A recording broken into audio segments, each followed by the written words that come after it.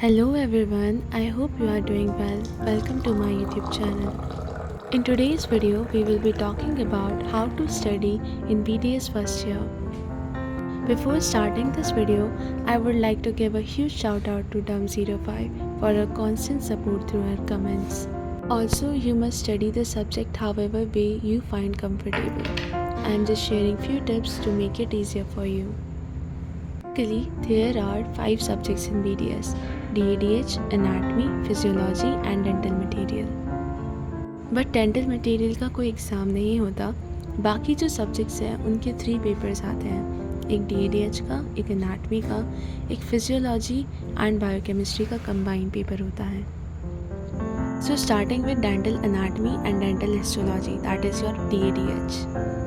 Starting with dental anatomy, जिसे हम wheelers से पढ़ते हैं, इसके अंदर हमें पता चलता है कि दूध की एनाटमी कैसी होती है, रूट कितनी कौन से टूथ में प्रेजेंट होती हैं, एंटीरियर टूथ कौन से हैं, पोस्टीरियर टूथ कौन से हैं, और बेसिकली कार्विंग भी हम इसी की करते हैं।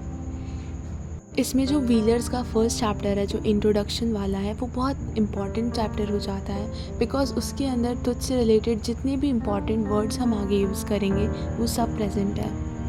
Now coming on to dental histology, that is DH। इसकी वजह से मैं अपने फर्स्ट इंटरनेट्स में फ़ेल हुई थी बिकॉज मैंने इसे बिल्कुल भी ध्यान नहीं दिया था। जब हमें फ़र्स्ट टाइम ये पढ़ाया जाता है तो ये थोड़ा डिफ़िकल्ट लगता है बिकॉज हम इसकी जो टर्म्स हैं वो पहली बार देख रहे होते हैं। कंपैरेटिवली DA आसान लगती हैं, लेकिन जब आप इसे बुक से पढ़ोगे, जो कि एसेंशियल्स ऑफ ओरल बायोलॉजी है बाय माजी जोश, आई एम सॉरी अगर मैं नाम गलत बता रही हूँ, मैंने प्रीवियस वीडियो में उस बुक का नाम मेंशन किया है। अगर एग्ज़ाम से पहले आप उस बुक को 2 या 3 बार रीडिंग देते भी हैं तो आपके लिए क्वेश्चन पेपर अटैम्प्ट करना बहुत इजी हो जाएगा। Now coming on to the question paper कि वो कैसा आता है, उसका थोड़ा डिस्कस कर लेते हैं। सो क्वेश्चन पेपर अटैम्प्ट करते वक्त सबसे ज़्यादा प्रॉब्लम DADH में ये होती है कि पेपर छूट जाता है। तो जब मैंने अपने सीनियर से ये चीज़ कही थी तो उन्होंने मुझसे कहा था कि हर क्वेश्चन का एक पर्टिकुलर टाइम लिमिट है, हर क्वेश्चन को उसके हिसाब से डिवाइड किया गया है। जैसे 10 मार्क्स के क्वेश्चन को आप थोड़ा सा ज़्यादा टाइम दे दो, बट ऐसा नहीं है कि शुरू का 1-1.5 घंटा आप सिर्फ 10 मार्क्स के क्वेश्चन ही अटैम्प्ट कर रहे हो, उसकी वजह से पीछे का पूरा पेपर छूट जाता है। इसलिए जब तुम रिवाइज कर रहे हो तब एक थोड़ा सा साइड में नोट्स बनाते हुए चलना कि मुझे इस क्वेश्चन में सिर्फ इतनी ही चीज़ें लिखनी है। और सबसे इम्पॉर्टेंट DADH में होता है डायग्राम। अगर आप क्वेश्चन पेपर में लिखोगे कोई भी आंसर्स तो उसमें डायग्राम बनाना एक बहुत इंपॉर्टेंट चीज़ है, तो उसे बिल्कुल भी मिस मत करना। DA और DH दोनों की ये डायग्राम्स होते हैं। इसमें DH के डायग्राम्स जो हैं वो आपको HNE पेंसिल से बनाने होंगे या फिर येलो, ब्राउन और ब्लैक कलर की पेंसिल से बनाने होंगे। इसके अलावा now coming on to the carving, instruments मैंने ऑलरेडी बता दिए थे। मैं कार्विंग के लिए सबसे इम्पॉर्टेंट चीज़ ये शेयर करना चाहूँगी जो कि पर्सनली मेरे साथ हुआ था। मुझे स्टार्टिंग में कार्विंग बिल्कुल नहीं होती थी। मैंने अपना कॉलेज भी लेट ज्वाइन किया था और मुझे कोई आइडिया नहीं था कि वो करना कैसे है। प्लस हमें ग्लास स्लैब दी जाती है और उसके ऊपर जो सरफेस होती है ना वो बिल्कुल पैरेलल होनी चाहिए, लाइक नीचे से बिल्कुल कोई लाइट पास नहीं होनी चाहिए, और मुझसे बनता नहीं था। तब सब लोग काइंड ऑफ जोक करते थे कि इससे तो नहीं होगा, अब तो होगा भी नहीं, ऐसा करके बोलते थे। तो लेट मी टेल यू कि अगर तुम्हारे साथ कोई ऐसी चीज़ हो तो डिसहार्टन मत होना, क्योंकि स्टार्टिंग में जो लर्निंग फेज़ होता है, अगर तुम इसे पास कर जाओ तो तुम्हारे लिए चीज़ें बहुत आसान हो जाती हैं। क्योंकि स्टार्टिंग में मुझसे बिल्कुल भी नहीं बनता था, बट एंडिंग में आके जब हमसे तुत्कार करवाने लग गए तो आई कैन टेल यू कि मेरे तुत सबसे पहले जाके सबमिट हो जाते थे, क्योंकि मैंने स्टार्टिंग में उस चीज़ को बहुत ज़्यादा ध्यान दिया था। तो ये मत सोचना कि ये चीज़ तो काम नहीं आएगी तो मैं इसे क्यों बनाऊँ। प्रैक्टिस मेक्स यू परफेक्ट, ये एक सेइंग है और ये सच में बहुत ज़रूरी है when you are in any field. इसके अलावा सब्जेक्ट को एक्सप्लोर करना भी बहुत ज़रूरी है। ये जो बेसिक बुक्स मैंने बताई थी, इनके अलावा मैंने और कोई बुक्स बिल्कुल ट्राई नहीं की। तो अगर तुम्हें करनी हो तो you can ask your senior और प्रोफेसर। इसके अलावा यूट्यूब पे तुम बहुत सारी वीडियोस अवेलेबल हैं। अगर कोई टॉपिक समझ ना आए तो वीडियो उसी वक्त देख लेना, उसे बाद के लिए बिल्कुल मत छोड़ना, क्योंकि बाद में कुछ भी नहीं होता। दूसरी चीज़ ये कि क्वेश्चन पेपर्स जो हैं वो अपने सीनियर से ले लेना, उनको कोशिश करना कि तुम्हें उनके आंसर्स बन रहे हैं या नहीं, क्योंकि बहुत सारी जो चीज़ें होती हैं वो रिपीटेटिव होती हैं, मतलब पुराने पेपर से ही उठा के पूछी जाती हैं। तो तुम्हें आइडिया लग जाएगा कि हाँ पूछेंगे तो यही वाली चीज़। डायग्राम्स की प्रैक्टिस अच्छे से करके जाना। जो इसका एग्ज़ाम में जो प्रैक्टिकल होता है ना, मतलब एग्ज़ाम का क्वेश्चन पेपर तो आ गया, अब जब प्रैक्टिकल होता है तो वो तो तुमसे कार्विंग करवाएंगे। इसके अलावा प्रैक्टिकल का जो वाइवा होता है ना, उसमें सारी चीज़ें थ्योरी की पूछी जाती है, तो उसके लिए इतना वो मत करना हेडेक। मतलब तुम थ्योरी तो ऑलरेडी पढ़ के गए थे एग्ज़ाम में, उसे रिवाइज़ कर लेना, उसके अलावा कुछ भी नहीं पूछते। Now coming on to the second subject, that is physiology. देखो फिजियोलॉजी में मैंने now coming on to anatomy which was my personal favourite subject. तो एनाटमी स्टार्टिंग में बहुत ज़्यादा डिफ़िकल्ट लगता है। बहुत लोग बोलते हैं कि शब्द समझ नहीं आते, याद नहीं होता। Anatomy is all about diagrams.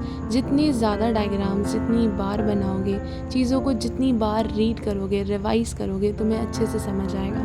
तो इससे भागना मत, चीज़ों को डिफ़िकल्ट मत समझना। 1 day at A time, 1 subject in a day ऐसे लेके चलना अगर तुम्हें बहुत डिफ़िकल्ट लग रहा है, क्योंकि इनिशियली ज़्यादा पढ़ाया नहीं जाता। एनाटमी में हेड एंड नेक बहुत इंपॉर्टेंट होता है, तो हेड एंड नेक पे ज़्यादा चीज़ें पूछी जाती है, तो उस पर तुम ज़्यादा ध्यान देना। हिस्टोलॉजी, एम्ब्रियोलॉजी से इतने टॉपिक्स नहीं पढ़ाए जाते, क्योंकि वो हमारे लिए इम्पॉर्टेंट होते नहीं हैं। हमें इम्पॉर्टेंट जो चीज़ें होती हैं वो ज़्यादातर हेड एंड नेक से आती हैं। इसके अलावा जो बोन्स, स्कल, क्लैविकल, मैंडिबल, ये सब जो पढ़ाई जाती है ये प्रैक्टिकल में पूछते हैं। तो जब प्रैक्टिकल क्लास में बैठो तो खाली मत बैठना, जब फ्री रहो तो मैम से बोन्स ले लेना, उनके बारे में बार बार रीड करना, बुक से रिलेट करना। इसके अलावा जब वो पढ़ाएं तब अपने पेपर में नोट्स बनाते जाना कि हाँ ये इन वर्ड्स को बोल रही हैं, मैं घर जाके देखूँगा ऐसे, ठीक है। इसके अलावा मैंने एनाटमी सिर्फ 3 बुक से पढ़ी थी। एक तो बीडीसी थी, एक विश्राम सिंह थी, बट मैंने बीडीसी से ज़्यादा पढ़ा था। और थर्ड बुक थी ग्रेज एनाटमी। उससे मैंने हेड एंड नेक की बहुत सारी चीज़ें पढ़ी थी, और उसमें इतनी ब्यूटीफुली चीज़ें मेंशन है कि कभी तुम्हें टाइम मिले, तुम फ्री हो तो तुम उससे रीड कर सकते हो। एनाटमी का क्वेश्चन पेपर आता है, वो 2 पार्ट में बटा हुआ आता है। एक तो अपना नॉर्मल ग्रॉस एनाटमी होता है, और एक अपना हिस्टोलॉजी, एम्ब्रियोलॉजी कंबाइंड होता है। तो जो ग्रॉस एनाटमी है वो हेड एंड नेक बहुत ज़्यादा पूछता है, क्योंकि हमें हेड एंड नेक रीजन से ही वर्क करना होता है। तो उसमें मेक श्योर कि तुम आंसर्स पॉइंट्स में लिख रहे हो, मेन वर्ड को हाईलाइट कर रहे हो, एक एक पेज में डायग्राम बना रहे हो। डायग्राम को अच्छे से प्रैक्टिस करना, कलर कोडिंग को फॉलो करना, तो तुम्हारे डायग्राम में पूरे पूरे नंबर मिलेंगे। अगर 5 नंबर का क्वेश्चन है और तुम उसमें एकदम अच्छे से सारे डायग्राम्स बना रहे हो, कंटेंट थोड़ा कम लिख रहे हो, तो तुम्हें 5 में से 5 नंबर बिल्कुल मिलेंगे, ठीक है। तो हाईलाइटेड वर्ड को लिखना अच्छे से, तो बिल्कुल नंबर नहीं करते, सारे नंबर मिलते हैं। ऐसा होता है कि जो 10 नंबर वाले क्वेश्चंस होते हैं ना, उसमें नंबर ज़्यादा कटते हैं एज़ कम्पेयर टू 5 वाले। तो हमें ऐसे बोला जाता था कि जो 5 वाले नंबर हैं उन पे ज़्यादा ध्यान देना, मतलब ऐसा मत करना कि उनको छोड़ दो, क्योंकि उसमें पूरा पॉसिबिलिटी होता है कि तुम्हें 5 on 5 मिल जाए। तो थोड़ा सा सम अप करते हैं। मैंने सारे सब्जेक्ट्स का इतना बता दिया कि मैंने इन्हें कैसे पढ़ा था। तो मुझे ऐसा होता था कि मेरे घर से कॉलेज जाने के लिए 2 घंटे लगते थे, तो मैं बहुत सारी चीज़ें तो बस में बैठ के रिवाइज़ कर लेती थी। वैसे फ़ोन से देख के बस में नहीं पढ़ना चाहिए, not good for your eyes, but अक्सर मैं ये गलती करती थी। तो बुक से हो तो बुक से पढ़ लेना, और बुक अगर नहीं खरीद सको, नहीं अफोर्ड कर सको, तो लाइब्रेरीज़ हैं बहुत सारी, डिजिटल पीडीएफ्स अवेलेबल हैं, तो तुम उन्हें रेफ़र करो। और बहुत सारी मतलब इंटरनेशनल एडिशन की जो बुक्स होती हैं, ताकि तुम अपने आंसर्स, अपनी अंडरस्टैंडिंग बढ़ा सको। बीडीएस सिर्फ इसलिए नहीं है कि मैं सिर्फ सारी चीज़ें याद कर लूँ, सारी चीज़ें लिख लूँ। It's more of a practical subject, तो इसे प्रैक्टिकल एस्पेक्ट से ही देखना और पसंद करना। तुम जिस दिन सारे सब्जेक्ट्स को पसंद करने लगोगे, उसे एंजॉय करने लगोगे, तुम्हारी अंडरस्टैंडिंग वैसे भी बढ़ जाएगी उस सब्जेक्ट के लिए। और फाइनली मैं ये कहना चाहती हूँ कि ये बिल्कुल मत सोचना कि मुझे ये चीज़ नहीं आती, बाकियों को ये चीज़ आती है, या मुझसे ये चीज़ नहीं हो रही, बाकी सबसे हो रही है, या मेरे मार्क्स अच्छे नहीं आए। We always have a chance for improvement, right, जब तक हम ट्राई करें। जैसे मैंने कहा था कि मैं फ़ेल हुई थी, और मैं झूठ नहीं कहूँगी कि मैं अपने तीनों इंटरनल्स में बायोकेमिस्ट्री में फ़ेल हूँ। तो मुझे ये चीज़ समझ आई कि मुझे कोशिश करनी चाहिए थी, और मुझे ये नहीं सोचना चाहिए था कि इट्स द एंड। मैंने यही सोचा बायोकेमिस्ट्री में, शायद इसलिए I still regret it, but DADH I tried harder and I did it.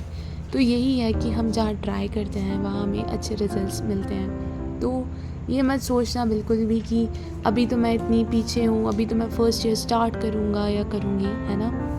अभी कोई भी कुछ भी नहीं है, हम सब लर्निंग स्टेज में हैं और हम एंड तक लर्निंग स्टेज में ही रहते हैं। तो सीखना में कोई गलती भी नहीं है सीखने में, है ना? हम सब सीखते हैं। कुछ डाउट हो अपने प्रोफेसर्स, अपने सीनियर्स, अपने फ्रेंड्स, सबसे पूछो, क्वेश्चंस पूछो एक दूसरे से, है ना? ये चीज़ें आसान ऐसी हो जाती हैं। और बहुत सारे यूट्यूब वीडियोज़ हैं, ऐसे फालतू रहते हो, मतलब स्टार्टिंग में तो लगता है कि क्या ही पढ़ना है, बाद में पढ़ लेंगे, है ना? इसके अलावा सबसे इम्पॉर्टेंट फर्स्ट ईयर एंजॉय के लिए होता है, बहुत सारी नई चीज़ें ट्राई करना। ये बिल्कुल मत सोचना इतनी हार्ड हो जाएगा, मैं पढ़ पाऊँगा या नहीं, तुम कर लोगे, अपने आप पे भरोसा करना। बहुत सारी नई चीज़ें होती हैं, है ना? और आजकल तो ये चल रहा है कि मैं एक इंट्रोवर्ट हूँ, मुझसे नहीं हो पाएगा, क्या मैं कर पाऊँगा, क्या नहीं। तो मैं तुम्हें बताऊँ, मैं भी एक ऐसे ही रह चुकी हूँ एंड मैंने सोचा था, मतलब ऐसा कुछ सोचा नहीं था कि कॉलेज में जाके कुछ करूँगी, बट या I did tried participating in things and they ended up well for me. तो कुछ भी हो, तुम अगर अच्छे से करोगे तो सब कुछ अच्छा होगा। तो यस, अब मैं इस वीडियो को एंड करती हूँ यहीं पे और I hope you have a good day ahead and thank you for watching my video till here. और अगर तुमको कोई भी डाउट्स हो, कोई भी अपनी स्टोरी सुनानी हो कि कॉलेज में आज ऐसा हुआ, कॉलेज में वैसा हुआ, या कोई भी चीज़ पे तुम्हें वीडियो चाहिए हो तो प्लीज़ कमेंट करना। I will be happy to help. But अभी मेरे कॉलेज शुरू हो जाएंगे तो आई गेस मुझे बहुत टाइम लगेगा ऐसे रिकॉर्ड करके वॉइस ओवर करने में, जैसे कि ये वीडियो बहुत ज़्यादा लेट हो गया था। तो यस, और अगली बार के लिए फिर तब तक के लिए मिलते हैं। तो bye, have a good day.